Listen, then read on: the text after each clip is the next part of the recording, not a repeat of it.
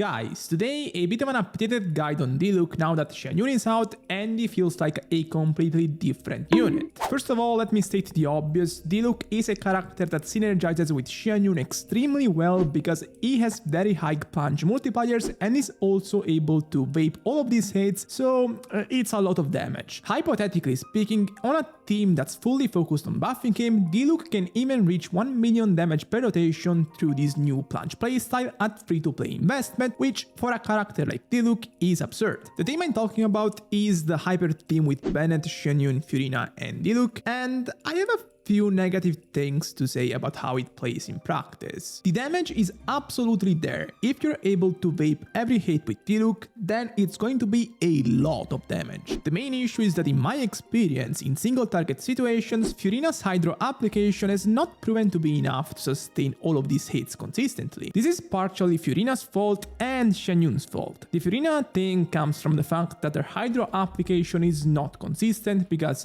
the way her pets hit the target is not regular. Xianyun's fault are the coordinated attacks in her burst that will swirl the remaining Hydro aura after a punch and basically diminish the amount of Hydro aura you get on a single target. There are a few ways to make this better though, and a simple one is to simply delay the jumps with Diluc to time them with Furina's Hydro application. At first, this might not sound great because you're effectively slowing down Diluc's rotation, but it works. Also, if you have Constellation 6 Bennett, you can technically make up for the time loss since he will provide the look of Pyro Infusion, so he doesn't have to use the burst to gain it himself, and this saves time in the rotation. You don't even have to use his elemental skills honestly, so you can save time that way. Let me remind you that if you haven't subbed to my channel yet but you enjoy my content, please consider doing so because it really helps me notice your support. Additionally, if you're able to swirl Pyro with Xianyun before Diluc goes on field, it's going to be a fuck ton of damage. This is pretty tricky to pull off with Furina on team since she applies Hydro consistently with no trigger, but with Constellation 6 Bennett it's doable. First thing, for this to be somewhat consistent, you have to make use of Bennett's Constellation 6 by using his elemental burst, skill, and then a normal attack that will be Pyro infused to cancel the Hydro aura and apply Pyro.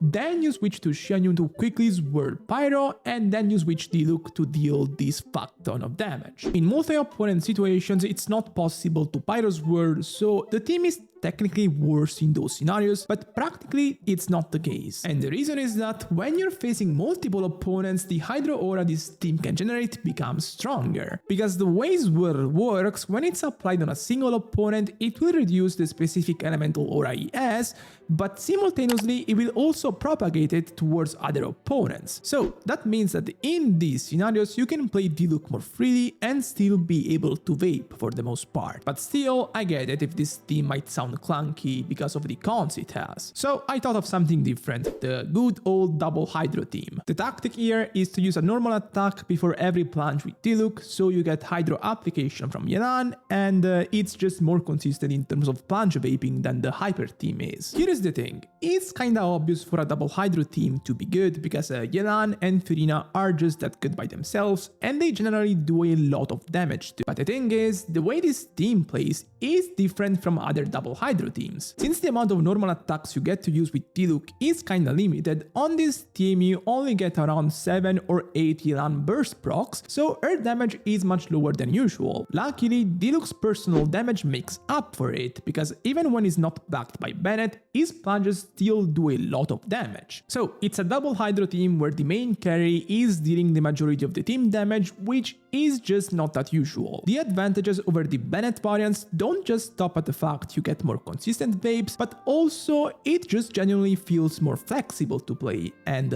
better. On a team where you have Yelan, Furina and Xianyun as supports, there is basically no circle impact, and for a composition that doesn't have grouping, this is very good to me. It also just takes more advantage of the extra mobility you get by jumping so high, so it just feels great to play. Additionally, while Yelan's supportive capabilities are for sure not as good as Bennett's buffs, they benefit a specific part of Diluc's damage more than Bennett, and that is the flat damage Xianyun adds to her passive. In fact, Xianyun's buffs don't benefit from the attack the active character has, but they do benefit from damage bonuses, and so Yelan's passive is more magnified than Bennett's burst is. Also, Also, pretty interestingly, on this team, it's just better to use something like the Noblesse set on Yenan to buff Diluc as opposed to something like the Emblem of Severed Fate to increase Yenan's personal damage, because on this team, this damage is not so high again. Before I talk about teams, some additional playstyle thoughts I have that apply to both teams. I don't really like using Diluc's elemental skill on this team. The reasons are that it applies a lot of pyro for one, so it makes Furina's hydro application even more inconsistent on Bennett teams, and secondarily, the 3 elemental skills cumulatively take 2 or 3 seconds to be used, so they take quite the field time. Basically, it's quite the rotation extension, and if you use the 3 elemental skills before Diluc's plunge attacks, 1 or 2 plunges from Diluc might end up getting pushed out of Furina's burst duration, which is a massive damage loss. However, you can't exclude the elemental skills from the rotation if you also plan to use his elemental burst, because otherwise his energy requirements can get pretty high. What I like to do is using them after the plunge attacks, so you deal 6 plunge attacks with Diluc and then you use the elemental skills to regain the particles. This way you're still extending the rotation, but you're not doing it in a way that the main source of Diluc's damage is taking a hit. The negative aspect of this is that it makes the Crimson Witch set much weaker, because it specifically requires you to use the elemental skills to gain more pyro damage bonus, and if you don't, it's not that great of a set, really. Diluc does have some pretty solid artifact alternatives here, but I'll talk about this later. The second issue I have playstyle-wise is that I don't like the elemental burst that much either. This mostly applies to Bennett teams, but if you use Diluc's elemental burst, it will push the light opponents away from you, and that means that if you use the Bennett burst before Diluc's burst, you will have to go out of the burst to go catch them, making Bennett's buffs pretty much useless. Luckily, on Bennett teams, thanks to Bennett's Constellation 6, you can avoid using Diluc's burst, and so it can be a non-issue practically. On the double Hydro teams, it's still quite annoying, but since there is no circle impact there, it's more manageable really. Builds wise, it really depends on the team you're on, because on Bennett teams you get much more attack, so it kinda devalues the high attack options like the Wolf's Gravestone, for example. His best free-to-play options are Rain Slasher and Mailed Flower. Honestly, both are quite great and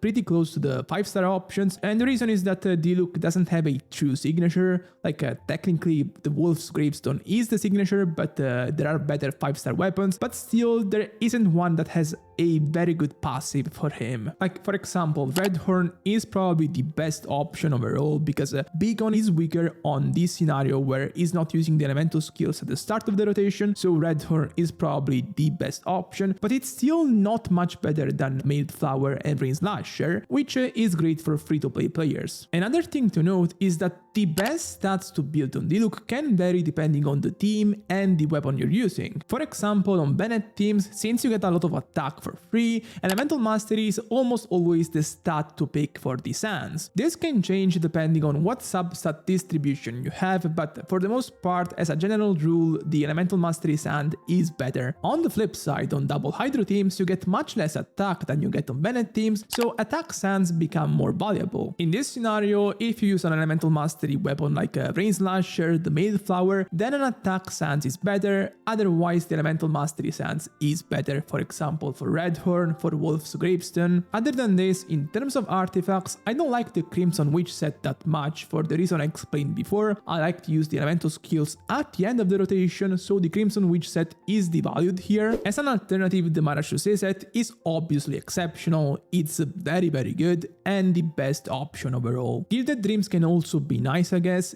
It's weaker than the Marachusee set for sure, but it can be easier to manage with weapons like the Beacon of the Red Sea or Serpent Spine that have crit rate as a secondary stat, so the Marachusee set can become tricky to manage in those scenarios, and that's about it. Diluc honestly received a big buff, and even though I will probably not call him top tier in terms of carrying, he became much better and is very viable now. And with this, I'm done for today. Make sure to go check the Chiori video I made yesterday where I talked about my first impressions about her kit, and peace.